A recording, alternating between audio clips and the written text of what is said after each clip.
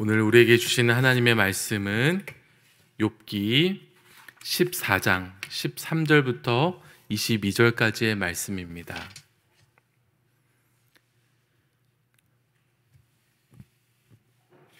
욥기 14장 13절부터 22절까지의 말씀을 제가 봉독하겠습니다.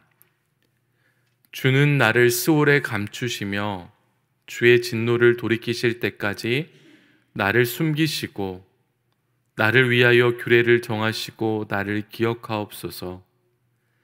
장정이라도 죽으면 어찌 다시 살리이까? 나는 나의 모든 고난의 날 동안을 참으면서 풀려나기를 기다리겠나이다. 주께서는 나를 부르시겠고 나는 대답하겠나이다. 주께서는 주의 손으로 지으신 것을 기다리시겠나이다. 그러하온데 이제 주께서 나의 걸음을 세시오니 나의 죄를 감찰하지 아니하시나이까? 주는 내 허물을 주머니에 봉하시고 내 죄악을 싸매시나이다. 무너지는 산은 반드시 흩어지고 바위는 그 자리에서 옮겨가고 물은 돌을 닳게 하고 넘치는 물은 땅의 티끌을 씻어버리나이다. 이와 같이 주께서는 사람의 희망을 끊으시나이다. 주께서 사람을 영원히 이기셔서 떠나게 하시며 그의 얼굴빛을 변하게 하시고 쫓아 보내시오니 그의 아들들이 존귀하게 되어도 그가 알지 못하며 그들이 비천하게 되어도 그가 깨닫지 못하나이다. 다만 그의 살이 아프고 그의 영혼이 애곡할 뿐이니이다. 아멘. 오늘 설교 제목은 절망 깊은 곳에서도 희망입니다. 희망이 끊어지는 것을 이제 절망이라고 합니다. 그리스도인들도 큰 고난 중에서 절망하게 됩니다. 절망하게 될 때가 있어요. 그리스도인들도 절망할 수 있습니다. 절망이 유익한 점이 있습니다. 절망은 우리 자신을 직시하게 해줍니다. 스스로 우리 자신에 대한 과대평가나 잘못된 기대, 심지어는 망상에서 벗어나 인간의 한계를 분명히 인식하게 된다는 거예요.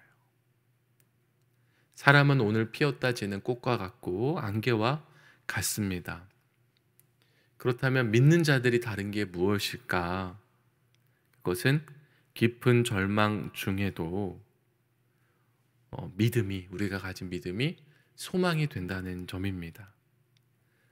깊은 절망 속에 있어도 그 중에도 하나님께 놓지 않은 희망의 끈이 있는데 그게 바로 믿음이 주는 소망입니다. 오늘 욥의 모습을 보면서 욥이 깊은 절망 중에 있으면서도 동시에 이중적으로 가진 희망을 보면서 오늘의 말씀을 나누고자 합니다. 13절과 14절 한번 보겠습니다. 주는 나를 스올에 감추시며 주의 진노를 돌이키실 때까지 나를 숨기시고 나를 위하여 규례를 정하시고 나를 기억하옵소서. 장정이라도 죽으면 어찌 다시 살리이까? 나는 나의 모든 고난의 날 동안을 참으면서 풀려나기를 기다리겠나이다. 욥은 자신이 고난당한 이유를요, 친구들의 주장과 달리 자신의 죄에서 찾지 않고 이유를 알 수 없는 하나님의 진노에서 찾습니다. 그래서 욥은 하나님의 진노가 누그러질 때까지 스올로 내려가기를 원합니다. 사실은 우리가 큰 환난을 당할 때에 산성 되신 하나님, 피난처 되신 여호와께 피하는 것이 일반적이에요. 믿음의 사람들은 그렇게 하나님께 피합니다. 그런데 지금 욥은 하나님께 공격당하고 있고 추적당하고 있다고 느끼기 때문에 그 하나님의 진노에서 어떻게든 피하고 싶습니다. 그래서 스올로 내려가고자 하는 거예요. 욥도 스올에 한 번 내려가면 장정이라도 다시 돌아올 수 없다는 것을 알고 있습니다. 그게 14절이잖아요. 그럼에도 스올에 숨어 있겠다는 것은 그만큼 현재의 상황이 고달프기 때문이에요. 우리가 그 하나님의 진노보다 무서운 것이 세상에 어디 있겠습니까? 그렇게 피하고 싶다고 고백하고 있는 거예요. 그런데 그러면서도 욥은 하나님께 영원히 잊히는 것을 소망하지 않아요. 소울에 내려가서 하나님께 영원히 피하고 싶어 하지 않습니다. 하나님께서 진노의 기한을 정해주시고 그 기한이 지나면 다시 자신을 기억해 주기를 소망하고 있어요. 영원히 수월에 머물겠다는 게 아니라 고난의 날이 진행되는 동안에만 잠시 하나님을 피해 숨어 있겠다는 그런 고백이에요. 자기를 숨기는 주체도 하나님이고 또 풀어주시는 주체도 하나님이심을 고백하고 있습니다. 이런 욥의 언급에는 하나님을 향한 그의 마음이 이중적이라는 걸 알고 있어요. 숨고 싶으면서도 또 하나님께 기억되기를, 언젠가는 그 진노가 끝나는 날 기억되기를 소망하고 있습니다. 15절을 보세요. 주께서는 나를 부르시겠고 나는 대답하겠나이다. 주께서는 주의 손으로 지으신 것을 기다리시겠나이다. 하나님께서 욥을 기억하시고 다시 찾으시는 날이 온다면 욥은 하나님의 부름에 응답하겠다는 것입니다. 욥은 자신이 하나님의 손으로 지음받은 존재이기에 하나님은 잊지 않을 것이라고 믿어요. 하나님이 나를 다시 기억해 주실 근거는 하나님이 나를 지으시지 않으셨습니까? 다시 회복시킬 것도 믿습니다. 이렇게 이 믿음을 근거로 삼는 겁니다. 이때는 더 이상 자신을 쫓고 추적하는 두려운 하나님이 아니라 자비로우신 하나님, 피조물을 기억하시며 구원을 베푸시는 하나님을 기대하고 있어요. 욥이 지금은 큰 고통 중에 있지만 하나님이 이런 분이시라는 걸 알고 있기 때문에 기다리고 있는 겁니다. 16절을 보십시오. 그러하온데 이제 주께서 나의 걸음을 세시오니 나의 죄를 감찰하지 아니하시나이까. 욥에게 구원과 자비를 베푸시는 하나님, 욥에게 다가오셔서 걸음까지도 세실 정도이지만 욥의 죄는 감찰하지 않으실 것이라는 거예요. 하나님이 지금처럼 욥의 감시자나 통제자로서 욥을 향해 얼굴을 대신 들고 계신 게 아니라 자상하게 욥의 발걸음을 세시는 분으로 나타나실 것이다, 이렇게 기대하고 있습니다. 17절에 또 같은 의미예요. 주는 내 허물을 주머니에 봉하시고 내 죄악을 싸매시나이다. 그때에는 욥이 허물 잡힐 만한 잘못을 하거나 죄를 짓더라도 하나님이 그것을 그냥 드러내셔서 징벌의 이유로 삼는 게 아니라 오히려 허물을 봉하시고 죄악을 감싸서 그것이 세상에 드러나지 않게 하실 것이다, 이렇게 고백하고 있습니다. 그리고 18절과 19절은 다시 분위기가 달라집니다. 한번 보십시오. 무너지는 산은 반드시 흩어지고 바위는 그 자리에서 옮겨가고 물은 돌을 닳게 하고 넘치는 물은 땅의 티끌을 씻어버리나이다. 이와 같이 주께서는 사람의 희망을 끊으시나이다. 욥이 다시 자신의 상황으로, 현재의 상황으로 돌아와서 절망적인 묘사를 하고 있는 거예요. 하나님은 산도 무너지게 하시고 바위도 움직이게 하십니다. 또한 흐르는 물이 단단한 바위를 닳게 하고 또 폭우로 넘치는 물이 흔적도 없이 땅의 티끌을 쓸어가듯이 사람의 희망도 흔적 없이 사라지게 하시는 분이라고 또 고백하고 있어요. 여기서는 하나님의 절대적인 능력과 주권이 부정적이고 파괴적인 그런 모습으로 고백하고 있습니다.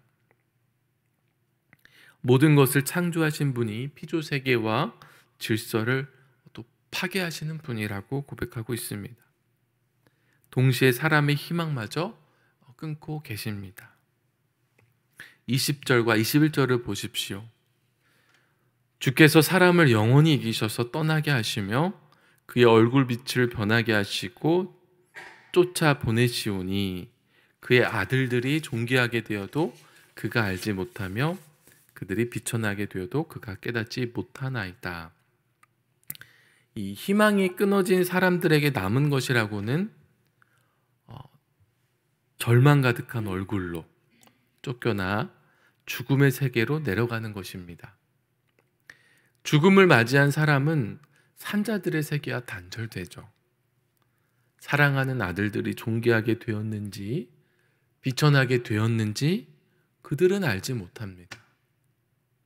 부모에게는 자식이 잘 되는 것보다 기쁜 일이 없죠. 자식이 잘못되는 것보다 슬픈 일은 없을 겁니다.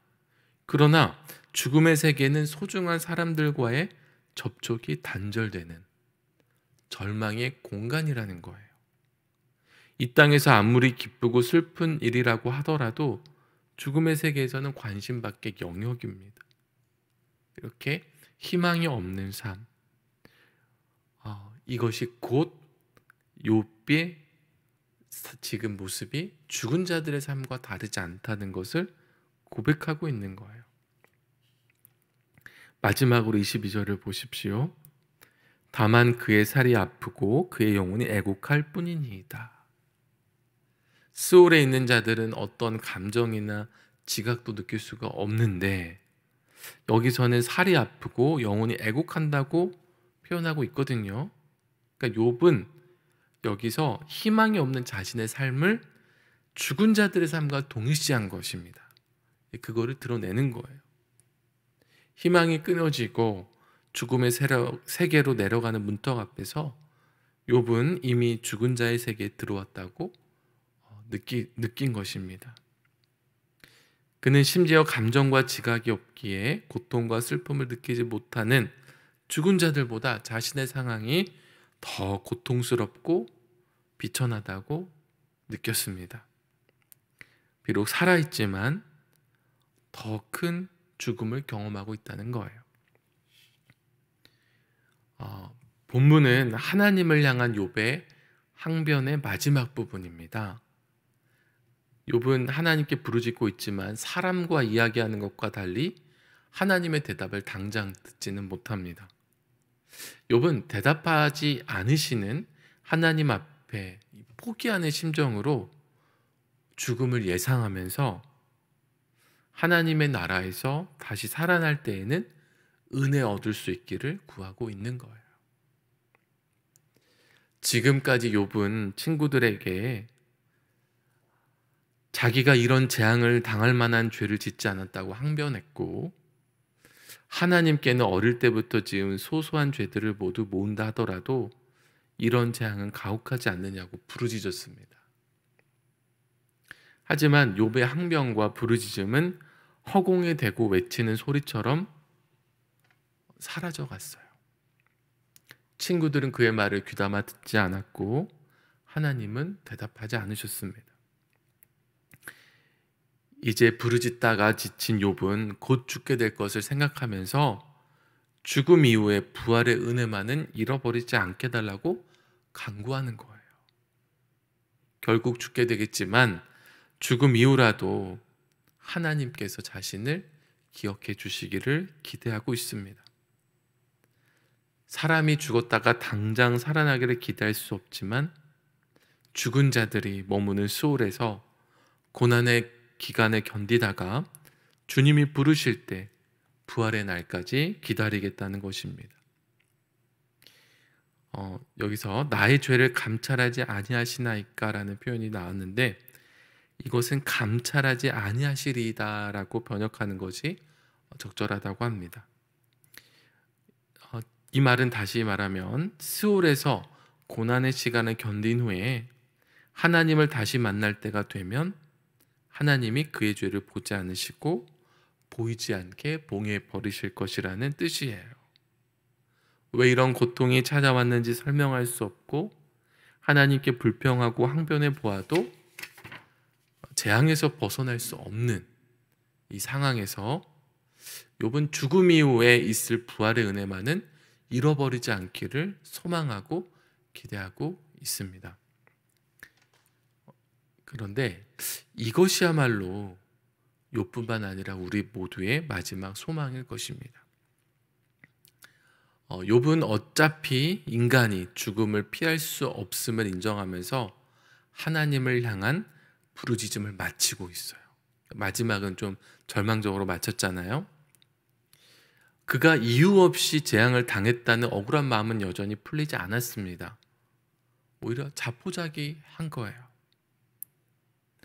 욥은 산과 바위, 돌, 땅과 같은 변함이 없을 것 같은 존재들이 결국 다 무너지고 흩어지며 옮겨가고 닳고 씻겨 내려간다고 말해요.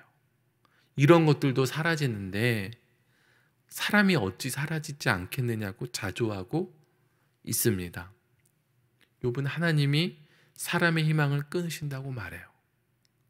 모든 사람은 죽음 앞에서 희망을 잃어버리기 때문입니다. 사람이 죽어 세상을 떠나 얼굴빛이 변하여 썩게 되면 후손들에게 어떤 일이 벌어지든 그 사람과는 별 상관이 없는 거예요.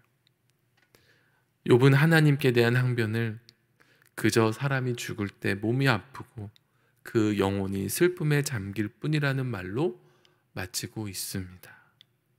이게 굉장히 깊은 절망감의 표현입니다. 욥과 같은 재앙을 경험하지 않았다 하더라도 모든 인간의 마지막은 죽음이라는 사실은 인생의 결말을 평준화시키죠. 욥과 같은 고난 안 당할지라도 죽는 건 모두가 마찬가지입니다. 그러나 하나님의 백성은 결국 죽음으로 끝나는 인생의 소망이 어디에 있는지를 붙잡고 삽니다. 모든 인생은 죽음이라는 절망을 향해 달려갑니다. 만약 영원한 삶과 부활이 없다면 사실은 누구도 소망을 품을 수 없을 거예요.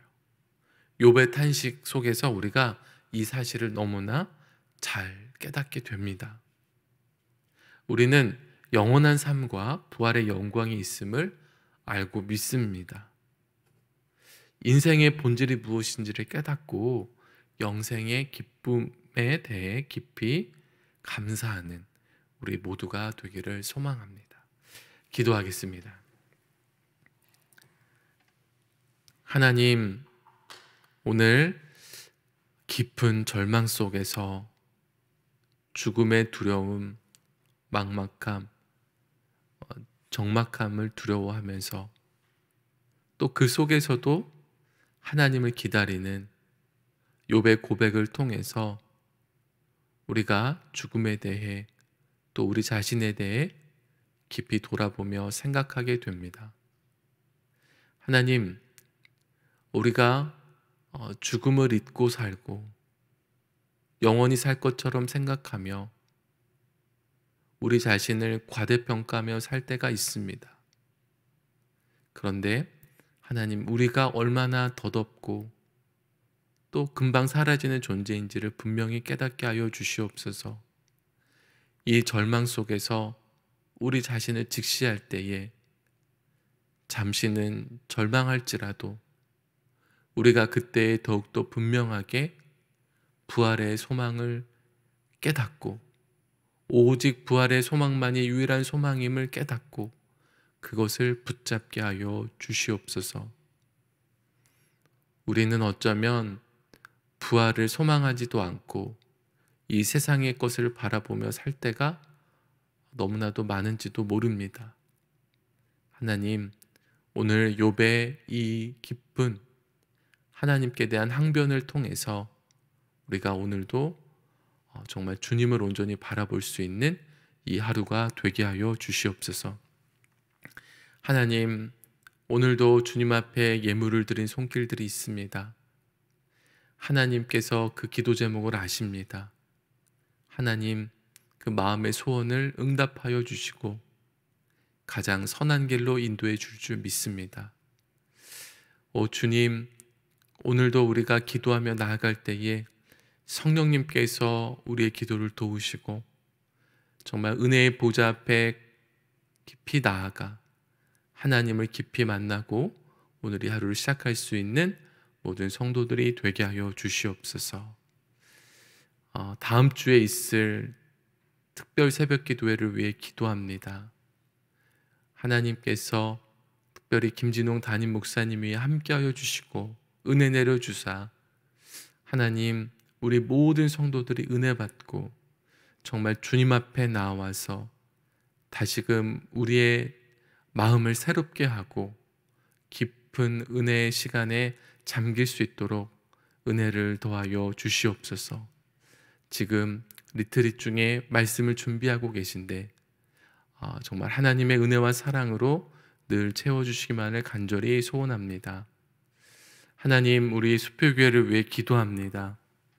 주님께서 세워주시고 100년이 넘게 인도하여 주셨는데 앞으로 주님이 오시는 그날까지 온전히 구원의 방주로서 사명 감당하는 우리 교회가 되게 하여 주시옵소서. 늘 모든 성도들이 성령 안에서 깨어 기도하게 하여 주시고 온전한 믿음으로 주님 붙들고 소망을 갖고 살아가게 하여 주시옵소서.